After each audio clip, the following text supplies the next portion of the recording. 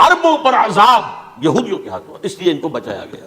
اب اس میں بڑی تلخ بات آپ سے کہہ رہا ہوں، یہ آپ کے لیے قبول کرنا آسان نہیں، حلق سے نیچے اٹھنے کی مشکل سے، کہ عقلی طور پر رسول نہ مغلوب ہو سکتا ہے نہ قتل ہو سکتا ہے۔ ہمارا عقیدہ ہے وَمَا صَلَبُوهُ وَمَا قَتَلُوهُ۔ لیکن یہ کہ اگر یہودی، اگر جو قادیانی مانتے ہیں سولی چڑھ گئے تو صلیب تو ہو گئی، قرآن کی نفی تو ہو گئی، ہاں مرا نہیں، یہ دوسری بات ہے۔ دوسری بات یہ ہے کہ رسولوں کے باب میں اللہ کا قانون کیا ہے؟ اگر کسی قوم کی طرف رسول کو بھیجا اور اس قوم نے بحیثیت مجموعی انکار کر دیا، رد کر دیا، ریجیکٹ کر دیا، پوری قوم ہلاک، اور رسول اور اس کے جو چند ساتھی ایمان لے آتے تھے وہ وہاں سے ہجرت کر کے چلے جاتے تھے۔ لیکن ہجرت کر کے جاتے تھے تو اس کے بعد کسی اور مقام پر کریں گے اہل نظر تازہ بستیاں آباد، پھر وہاں پر ایک قوم انہوں نے جو ہے اپنا مرکز بنایا، ایک نئی امت کھڑی ہو گئی۔ اس کی سب سے بڑی مثال کیا ہے؟ قوم عاد ختم ہوئی حضرت ہود علیہ السلام کو ریجیکٹ کرنے کے باعث، ہلاک کر دی گئی۔ حضرت ہود علیہ السلام اپنے ساتھیوں کو لے کر، یہ قوم عاد تھی عرب کا جزیرہ نما عرب کے جنوبی علاقے کے اندر، جو اب صحرا ہے، بہت بدترین صحرا ہے، الربع الخالی جسے کہتے ہیں، خالی ہے، وہاں کوئی زندگی کے آثار ہے ہی نہیں، نہ کوئی پتی ہے، نہ کوئی گھاس ہے، نہ کوئی انسان ہے، نہ کوئی حیوان، کچھ نہیں۔ الربع الخالی بدترین صحرا ہے۔ وہ صحرا ایسا ہے کہ اس کے اندر کوئی چیز ٹکتی نہیں ہے، جو چیز اوپر ہوگی وہ دھستی چلی جائے گی، اندر چلی جائے گی۔ ورنہ عام صحرا کے اندر اس کے اوپر اونٹ بھی چلتا ہے، انسان بھی چلتے ہیں، لیکن اس میں نہیں۔ تو یہاں پر قوم عاد جو ہے آباد تھی، اور اب جو ہے وہ سیٹلائٹ سے دیکھ لیا گیا ہے کہ قوم عاد کا جو بڑا بادشاہ تھا شداد، اس نے جو جنت بنائی تھی وہ موجود ہے، زیر زمین اسی صحرا کے نیچے دفن شدہ موجود ہے، جس کو کہا گیا ہے الم تر کیف فعل ربک بعاد ارم ذات العماد التي لم يخلق مثلها في البلاد۔ ایسے ایسے ستونوں والا جیسے پہلے کبھی پہلے دنیا میں بنے ہی نہیں تھی، وہ قوم عاد تھی، بڑی زبردست قوم تھی، قوم جبارین، لیکن یہ کہ اس کے بعد ہلاک ہو گئی۔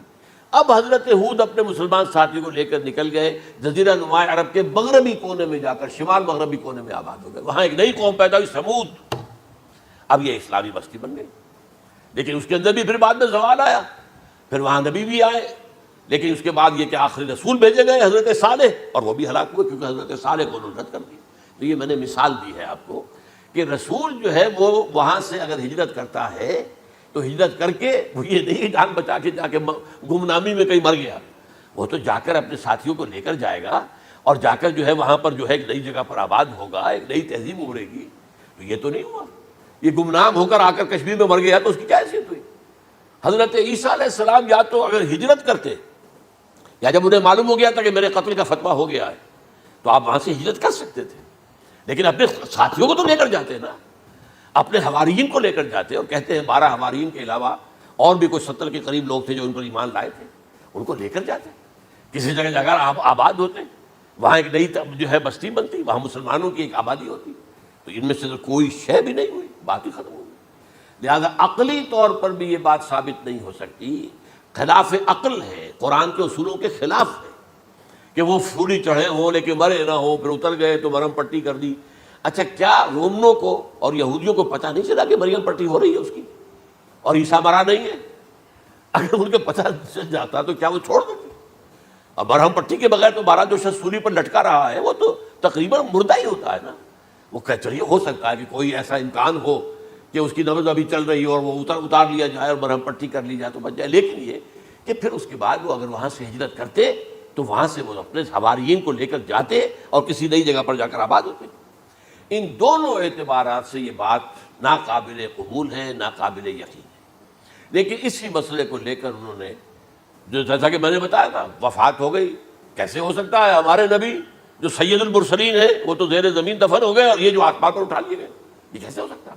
بس اس کے اوپر عام لوگ جو ہیں وہ متاثر ہوئے، اور خاص طور پر وہ سائنٹیفک مائنڈ جو بن گیا تھا، تو چونکہ سائنس کے اس خاکے کے اندر وہ بات فٹ نہیں بیٹھتی، لہذا ان لوگوں نے اس کو قبول کیا۔ اب یہ کہ یہ جو واحد استثناء ہوا ہے یہ کسی اور کے ساتھ نہیں ہوا۔ ویسے حضرت مسیح کی پوری شخصیت مستثنیٰ ہے، بن باپ کے تو کوئی اور رسول پیدا ہوا ہی نہیں، نہ نبی پیدا ہوا۔ پھر وہ معجزے جو حضرت مسیح کو ملے کسی نبی کو نہیں ملے۔ حضرت صالح کو ایک ہی معجزہ ملا تھا نا ایسا کہ لوگوں نے کہا کہ تم یہ چٹان میں سے ابھی ایک گابن اونٹنی برآمد کر کے دکھا دو، وہ دکھا دی گئی، پھر ہلاک کر دیے گئے۔ لیکن جو اور معجزے حضرت مسیح کو دکھائے ہیں وہ بچپن میں بولے ہیں، گود میں تھے یا پگوڑے میں تھے، بولے ہیں انی عبد اللہ آتانی الکتاب وجعلنی نبیا۔ یہ بات نہ ہوتی تو حضرت مریم کے کیا حشر کرتی قوم کہ تمہاری بغیر شادی کی یہ کہاں سے لے آئی ہو تم، یہ تو ولد الزنا ہے۔ تو یہ سارا معاملہ جو ہے حضرت عیسیٰ بولے ہیں وہاں پہ، خود وہ بچہ بولا ہے۔ اب اس کے بعد بولنے کی لوگوں کے اندر کیا گنجائش تھی؟ زندہ کو مردہ کر دینا، ثم بإذن اللہ، مردہ زندہ ہو گیا۔ اور تخلیق حیات، ایک پرندہ بنانا گارے کا، پھونک مارنا اور اڑتا ہوا پرندہ بن جائے، ایک کوڑی کے جسم پر ہاتھ پھیرنا اور کوڑ ختم، ایک مادرزاد اندھے کی آنکھوں پر ہاتھ پھیرنا اور بینائی آ گئی۔ یہ سارے معجزات مستثنا شخصیت ہیں۔ ان کا یہ استثناء کیوں کیا گیا؟ یہ بڑی تلخ بات ہے، یہ یاد کر لیجیے، کیونکہ یا تو قوم اسی وقت ہلاک کر دی جاتی جیسا کہ ہوا قوم نوح، قوم ہود، قوم عاد، قوم سمود، قوم شعیب، یہ ہوا کہ نہیں ہوا؟ اور سدوم اور عمورہ کی بستیاں جہاں حضرت لوط بھیجے گئے، اور آل فرعون جو ہلاک کیے گئے، یا تو پوری قوم ہلاک کی جاتی؟ نہیں، یہ یوں سمجھیے کہ اس پورے معاملے کو درمیان میں سے ایک وقفہ دے دیا گیا، حضرت عیسیٰ کو اٹھا لیا گیا اور حضرت عیسیٰ دوبارہ آئیں گے۔ یہ کیوں کیا گیا؟ اب اس میں بڑی تلخ بات آپ سے کہہ رہا ہوں، یہ آپ کے لیے قبول کرنا آسان نہیں، حلق سے نیچے اٹھنے کی مشکل سے۔ اس قوم کو زندہ رکھا گیا ہے جو ملعون اور مغضوب علیہم قوم ہے۔ سب سورہ فاتحہ میں مفسرین لکھتے ہیں ضالین، یہ نصارہ ہے، اور مغضوب علیہم یہ یہودی ہیں۔ اور قرآن کہتا ہے لعن الذین کفروا من اہل الکتاب علی لسان داؤد عیسی ابن مریم، لعنت کی گئی ایک ملعون اور مغضوب قوم کے ہاتھوں۔ آخری امت محمد، اور اس کا بھی بہترین حصہ، اس پر عذاب ان کے ہاتھوں آئے گا، عربوں پر عذاب یہودیوں کے ہاتھوں، اس لیے ان کو بچایا گیا۔ یہ میں نے کئی دفعہ واقعہ سنایا، مولانا اصلاحی صاحب بتایا کرتے تھے، کیونکہ وہ راجپوت تھے، یو پی کے راجپوت مشرقی حصے کے، کہ ہمارے ہاں کوئی نوجوان اگر کوئی بڑی گری ہوئی حرکت کرتا تھا تو اس کے سر پر چمار کے ذریعے، چمار کے ہاتھوں جوتا لگوایا جاتا تھا۔ اگر راجپوت کے سر پر راجپوت کا جوتا گرا تو چلو تکلیف تو ہوئی، لیکن یہ کہ راجپوت کا جوتا گرا ہے نا، پڑا ہے، لیکن راجپوت کے سر پر چمار کا جوتا، جس کو آپ انگریزی میں کہتے ہیں to add insult to injury, وہ تکلیف بھی ہے جوتا کھانے کی اور انسلٹ ہے کہ ایک چمار مار رہا ہے۔ یہ امت سب سے خیر امت ہے، کنتم خیر امت اخرجت للناس۔ اس کے لیے عذاب بھی بدترین آئے گا، اور کن پر آئے گا؟ اس امت کا جو اصل نیوکلیس ہے عرب، جس کے بارے میں حضور کی حدیث موجود ہے ویل للعرب، عرب کے لیے بہت بڑی ہلاکت۔ اور آج ہماری نظر میں آ رہا ہے وہ ملعون اور مغضوب علیہم قوم، ان کے سینے کے اندر خنجر کی طرح بھونکی گئی ہے، اور 30 کروڑ کے قریب عرب بے حمیتی، بے غیرتی، بزدلی، کمزوری، ذلت، مسکرت کی مثال بنے ہوئے۔ کوئی بول سکتا ہے اس اسرائیل کے خلاف؟ کوئی بول سکتا ہے؟ 30-35 لاکھ آدمی ہے اسرائیل کے اندر یہودی، اس سے زیادہ تو امریکہ میں 50 لاکھ کے قریب، کل 1.25 کروڑ آدمی ہے یہ یہودی پوری دنیا کے اندر۔ لیکن دیکھیے جو چاہتا کرتا ہے، جب چاہا اس نے عراق کے ایٹمک انسٹالیشن کو تباہ کر دیا، اور سعودی عرب کی فضا میں اس کو فیول کیا ہے انہوں نے، دوبارہ ری فیولنگ جو ہوئی ہے ان کے جہازوں کی، وہ سعودی عرب کی فضا میں ہوئی۔ یہ صورت جو ہے عربوں کے اوپر، اور اب جو آنا ہے آرمگدان، کیونکہ پوری عیسائی دنیا یہودیوں کے قبضے میں ہے، اور یہ رومی ایک حدیث کی روح سے 80 علم لے کر حملہ آور ہوں گے تم پر، اور یہ ہوگا مڈل ایسٹ میں۔ آپ کو معلوم ہے پوری دنیا میں کہا جا رہا ہے 3rd ورلڈ وار جو ہونے والی ہے وہ مڈل ایسٹ میں ہوگی، اور میں ٹوائنبی کا قول آپ کو سنا چکا ہوں، 1950 کا قول ہے اس کا۔ یہ اس وقت تک تو سوال ہی پیدا نہیں ہوتا تھا، سارا تصادم جو ہو رہا تھا وہ ایک طرف روسی اور اس کے ساتھی تھے، روس اور اس کے ساتھی، دوسری طرف یہ مغربی یورپ اور امریکہ تھا۔ کوئی مسلمانوں اور عیسائیوں کی کسی جنگ کا تو کوئی امکان نظر ہی نہیں آتا تھا۔ لیکن ٹائنبی نے کہا ہے، جو سب سے بڑا فلاسفر آف ہسٹری ہے 20ویں صدی کا، کہ اب جو جنگ ہوگی بڑی، جو اس نیکسٹ سینچری کی، 21st سینچری کی، وہ در حقیقت کمیونزم کے درمیان اور کیپٹلزم کے درمیان نہیں ہوگی، بلکہ عیسائیوں اور مسلمانوں کے درمیان ہوگی۔ یہ میں اس کا حوالہ بھی پورا آپ کو دے چکا ہوں، کہاں یہ بات کہی۔ تو یہ ہے، یہ بات جان لیجئے، اور مڈل ایسٹ میں ہوگی، گریٹر اسرائیل بنے گا۔ حدیث میں خبریں، یہ سارے مسلمان ممالک تمہارے ہاتھ سے نکل جائیں گے مسلمانوں، یہ عراق اور اردن اور یہ اور وہ، یہاں تک کہ ترکی، سعودی عرب کا بھی شمالی حصہ نکل جائے گا۔ البتہ مدینے کا جو ان کا پروگرام ہے اس کو اللہ نہیں پورا ہونے دے گا، مدینے میں داخلے کی ان کو اجازت نہیں ملے گی۔ بہرحال یہ سارا کچھ ہونے والا ہے۔ وہ وقت بھی آنے والا ہے کہ حضور کی ایک حدیث کے مطابق ایک شخص کے 1000 بیٹے ہوں گے تو 999 ختم ہو جائیں گے ایک بچے کا۔ یہ وقت بھی آنے والا ہے کہ حضور فرماتے ہیں اتنی بڑی جنگ ہوگی، اتنی خریزی ہوگی کہ پوری زمین اٹھ جائے گی لاشوں سے۔ تو پرندہ جو ہے کوئی، ایک تو پرندے ہوتے ہیں کہ جو مردار خور ہے، گدھ ہے، وہ تو بڑی خوشی سے اتریں گے، تناول فرمائیں گے لاشوں کو۔ اسی طریقے سے کوے ہیں، چیلے ہیں، لیکن جو نفاست پسند پرندے ہیں وہ لاش کے اوپر اترنا نہیں چاہتے۔ تو ایک پرندہ اٹھتا چلا جائے گا، اسے کہیں زمین پر اترنے کی جگہ نہیں ملے گی، لاشیں لاشیں ہوں گی، یہاں تک کہ وہ تھک ہار کر اس کے جو ہے پر جواب دے جائیں گے، گرے گا تو لاش پر گرے گا۔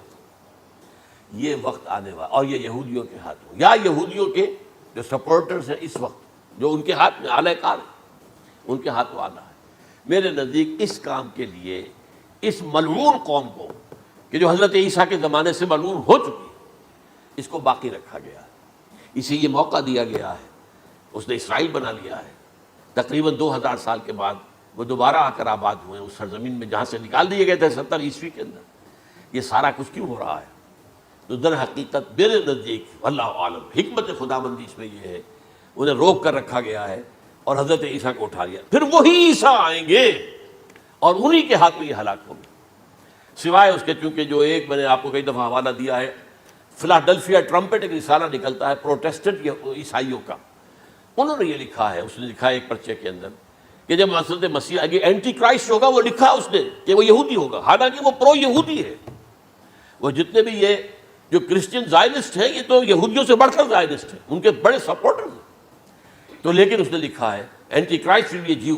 ابھی کچھ عرصے پہلے آپ کو یاد ہوگا نوسٹریڈیمس کا بڑا چرچا ہو گیا تھا، اس کی جو ہے وہ پیشن گوئیاں، اور یہ کہ ایک مسلمان ہوگا اینٹی کرائسٹ، اور صدام کے بارے میں اشارے کیے جا رہے تھے کہ وہ اینٹی کرائسٹ ہوگا وغیرہ وغیرہ۔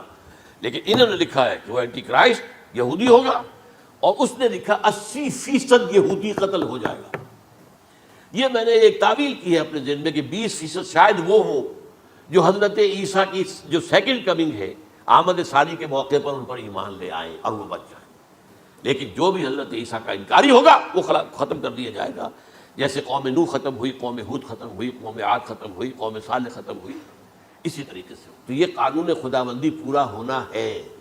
بس ایسے ہی ہے جیسے کسی کو پھانسی کا حکم تو ہو گیا ہو لیکن ابھی ایگزیکیوشن نہ ہوئی ہو، ہوتا ہے 2 سال 3 سال گزر جاتے ہیں کہ پھانسی کا حکم ہے لیکن یہ کہ اب وہ پھانسی نہیں ہو رہی ہے، وہ اپیلوں در اپیلوں معاملہ چل رہا ہے۔ یہ ہے میرے نزدیک واللہ عالم، اللہ تعالیٰ نے یہ کوڑا ان مسلمانوں کے لیے رکھا ہوا ہے کہ جن کے رتبے ہیں سوا، ان کی سوا مشکل ہے۔ جتنا اونچا مقام اللہ نے دیا عربوں کو، ان میں حضور کو اٹھایا، ان کی زبان میں اپنا آخری کلام نازل کیا، تو ان کی ذمہ داری بھی بہت ہے۔ جن کے رتبے ہیں سوا، ان کی سوا مشکل ہے۔